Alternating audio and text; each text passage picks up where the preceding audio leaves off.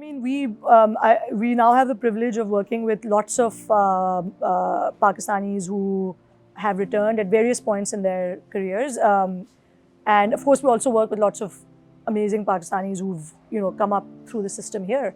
And actually, it's having an environment where you have the mix is really amazing because both sets need to learn from each other, right? And I often tell people, please don't assume just because I've spent X number of years outside that I have more to offer than someone who's had the same amount of experience here locally. If I'm trying to solve a problem and run a business here, I have way more to learn from people who've been here and have been at it here than and I may have a separate set of things to offer, but it's having the humility to know that it takes all kinds of backgrounds and experiences to build amazing things.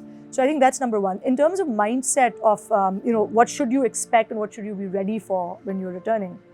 So I think, look, first off, don't expect things to be the way they are from wherever you're coming from, right? So whether it's the US or Europe or Dubai or Singapore, or, a bunch of these countries where we find a lot of our diaspora returning from, come in with do your due diligence, do your research, know what the pain points are, know that if you live in Karachi, there is going to be a problem with X, Y, and Z, and solve for it.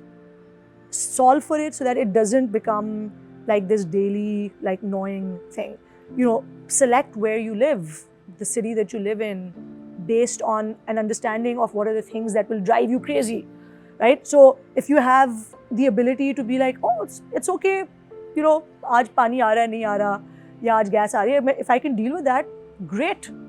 But if that's the sort of thing that will literally drive you up the wall, then find a community to live in where that problem is somewhat taken care of, or go live in a city where that's not a daily problem. And I realize this is somewhat easier said than done, but I can tell you, our family is all in Karachi. We grew up in Karachi. We've chosen to live in Islamabad, and for a whole host of reasons.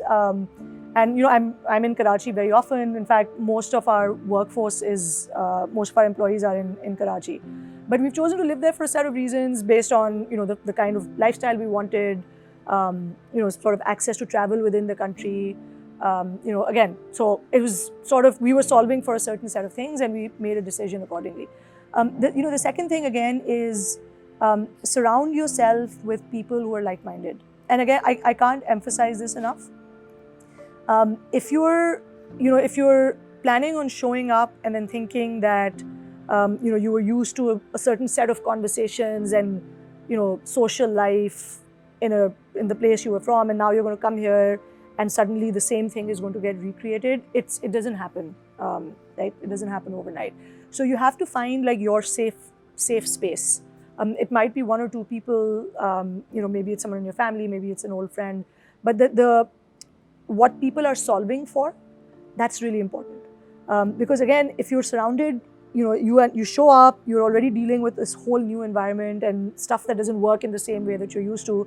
And now you've put yourself in the middle of people who are solving for a completely different set of things than you are. You just feel like a fish out of water.